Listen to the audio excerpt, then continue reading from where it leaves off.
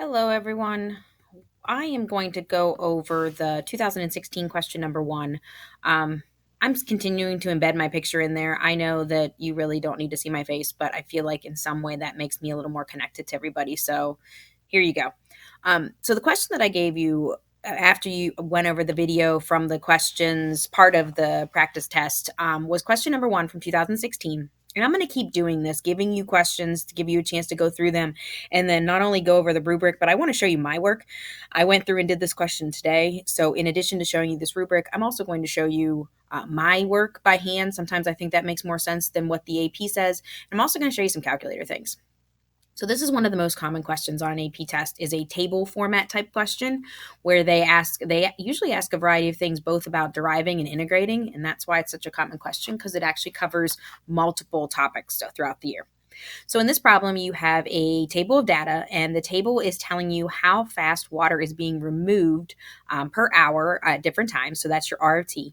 And then they give you an equation that's not represented in the table, W of T. That's how fast water is being pumped into a tank.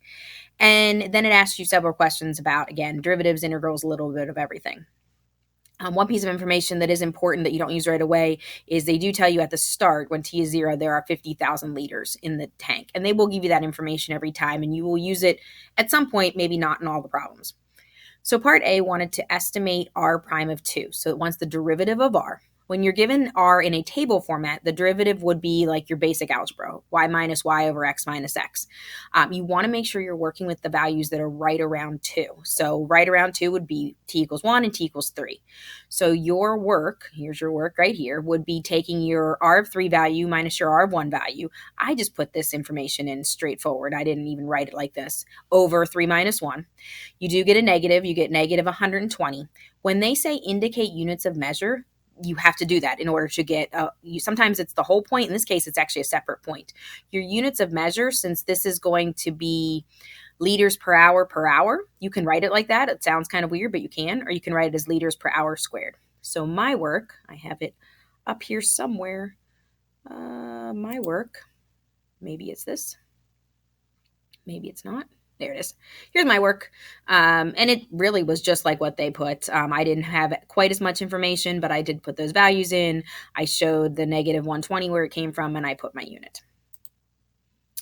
So then going back, part B wanted to know the left Riemann sum using the information in the table, and we are going to use that to figure out how much total water was removed during the 8-hour period. When you're done with that, you have to figure out if that value would be an overestimate or an underestimate of the total. So when you're doing any sort of Riemann sum, you're accumulating. You're basically creating an integral, but instead of doing it with integration, you're doing it with a Riemann method. So we're integrating from 0 to 8, which in other words means we're doing a Riemann sum using those intervals. My first interval, kind of go up to the data again, is 1 wide. It's from 0 to 1, and then the left side would be the 1340, so 1 times 1340, and then 2 times 1190, and then 3 times 950, and then 2 times 740.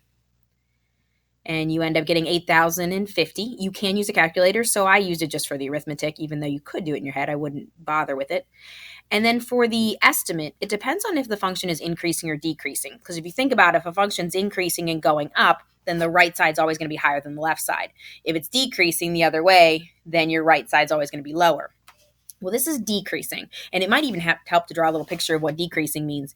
If it's decreasing, your left side is always going to be higher than your right side, so this will be an overestimate. So my work, see how quickly it takes to pop. That was faster. Here's my work. I set up just saying I'm finding from 0 to 8. Here's my values. I got 8,050. Make sure you put liters. I don't think they take off if you don't put liters. And then I wrote off to the side, since R is decreasing, then the left Riemann would have to be an overestimate. So they give you 1 point for finding the sum. Basically, the 1 point is just that you show you know how to do a Riemann sum. 1 point is for the 8,050, and then 1 point is for the overestimate and y. And truly just saying it's decreasing, so it's an overestimate, is enough.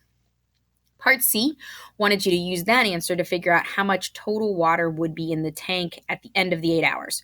So I wrote mine a little differently than this. I'm going to have to get my calculator out, and I need to integrate from 0 to 8 of this W function because that's how fast water's coming in. So to do that, you're going to go to Math 9, and you're going to type in your boundaries 0 to 8.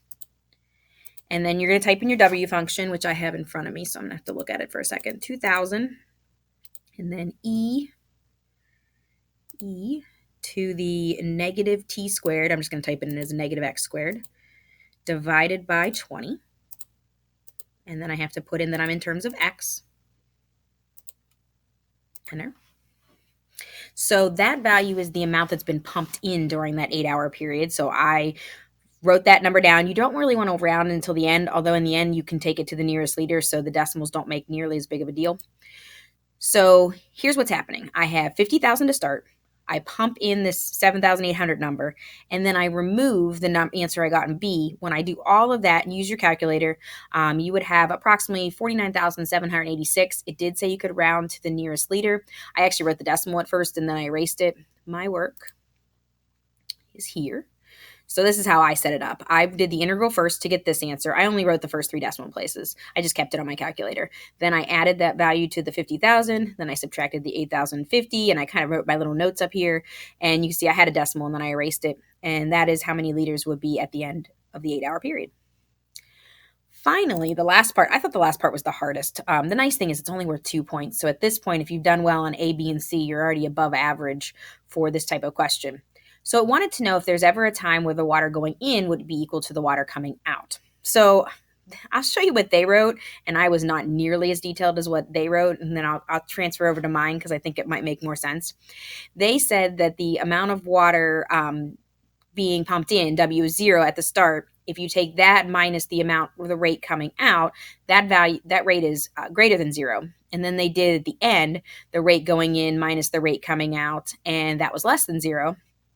And they said, since we know that these are continuous functions, then somewhere in between the subtraction of the W of t minus the R of t has to equal 0. I don't even think I would quote the intermediate value theorem. The intermediate value theorem just says basically if you have to get from point A to point B and it's continuous, every value will be covered in between there. That's basically a continuity thing. I'll show you what I wrote, and I'm guessing I would get at least 1 point for what I wrote. So in order for the rate coming in to equal the rate coming out, what would have to happen was they would have to equal 0. You can even see my question mark because I wasn't sure what to do with that. So that's what I'm looking for. Or in other words, I'm looking for when the W of t and the R of t are exactly the same. So you could set them equal to each other is another way to think of it. And at that point, then I did start looking at what happens at the beginning, what happens at the end. I'll tell you where these numbers come from here. So I looked at the rate coming pumped in at 0. This is just putting 0 into that W function. That's where that 2,000 comes from. And then the rate being pumped out at 0, that comes from the table. So you're going to get a positive number here. If you go over to this side, if you look at the rate being pumped in, and again, that's just putting 8 into that W function on my calculator.